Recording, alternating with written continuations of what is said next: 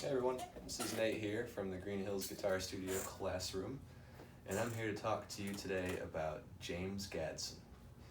For those of you who don't know, James Gadson is a funk, blues, R&B drummer, originally from Kansas City, and he's found on several recordings from Herbie Hancock, the late Bill Withers, and also the late Marvin Gaye as well, just to name a few. Today I'm going to be talking about his one-handed hi-hat technique. What he does is very similar to what drummers know as the Moeller stroke, which is,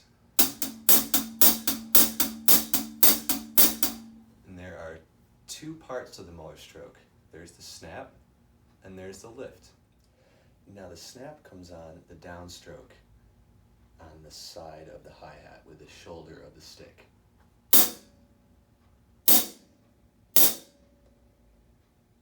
And the lift comes on the top cymbal, the top part of the hi-hat. And each of those alternate. Always downstroke, shoulder, and the upstrokes are always on the top with the tip of the stick. 1 E and 2 E and 3 E and 4 E and 4 E and 2 E and 3 E and 4 E and. Okay, so up here on the whiteboard we have James Gadson's drum part on the tune Use Me, the Bill Withers tune found on his 1972 record Still Bill. And if you're unfamiliar with reading drum set notation, here's a quick tutorial.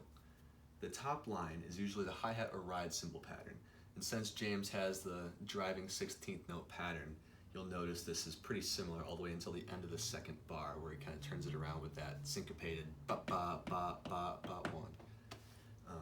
The middle note is the snare drum.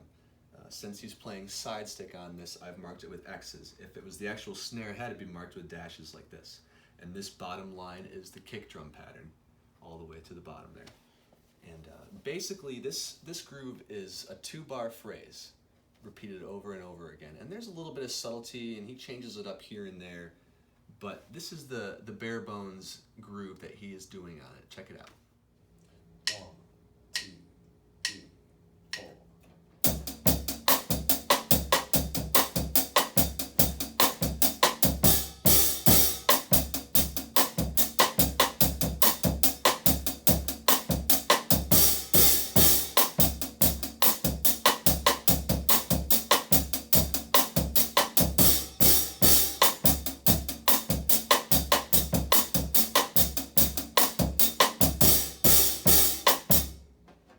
Okay, let's check out this example here, the second one. This tune's called Kissing My Love, also by Bill Withers, found on the same record. As you can see, he's got driving 16th notes, like Use Me, with some busy kick drum. This is more or less a skeletal framework of the groove he plays. Obviously there's some slight variation here and there, but this is more or less what he's doing.